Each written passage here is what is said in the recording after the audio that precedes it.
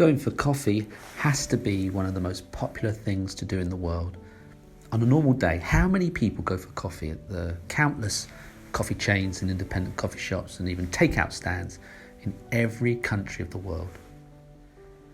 Except now we have coronavirus. And I think a lot of people have started to think twice about going to coffee shops. Actually, this happened in South Korea. I'm going to read this. After a woman with the coronavirus visited a Starbucks cafe north of Seoul this month, actually it was in August, more than 24 patrons tested positive days later.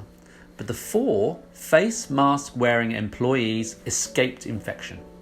The August 8th outbreak in the South Korean city of Paju is another example of how rapidly the SARS-CoV-2 virus can spread in confined indoor spaces, as well as ways to minimize transmission. With health authorities around the world still debating the evidence around face masks, the 27-person cluster linked to the air-conditioned coffee outlet adds more support for their mandatory use to help limit the spread of the COVID-19 causing virus. This speaks volumes about the role masks can play, said Ma Sang-hyuk, a pediatric infectious diseases physician at Changwon Fatima Hospital in South Korea. Masks may not provide 100% protection, but there's nothing out there that's as effective at that time. Obviously not including a vaccine.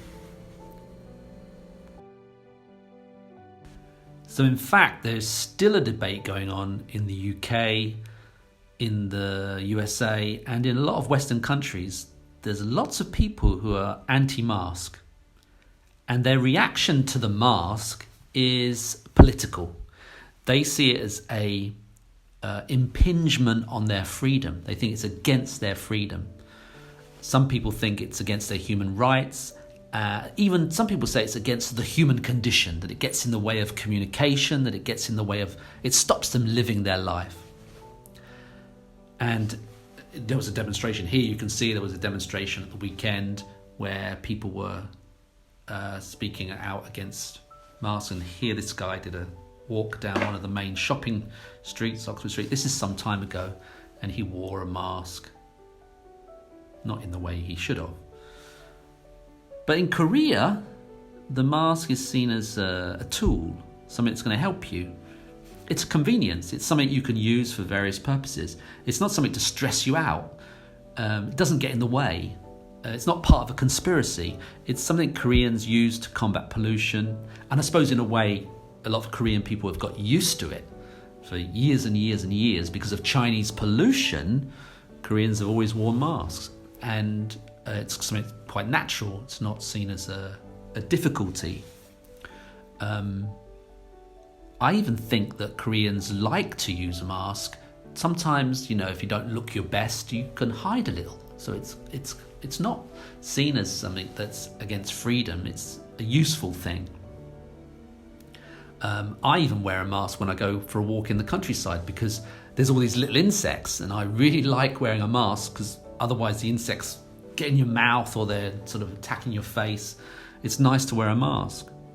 So I suppose in the end we have 2 schools of thought. One, which is this political reaction to the mask that's still happening in the UK, and in the other, in Korea, just use the mask, as something that's going to help you. And something that struck me was that the mask isn't taking away your freedom. It's the rules that are taking away your freedom. And that's what most people are complaining about. The mask, don't throw the baby out with the bathwater. It means don't lose the mask by complaining about lack of freedom. Use the mask. It's going to help you. Oh, and also the video was about robots. And that's next year. The robots are coming.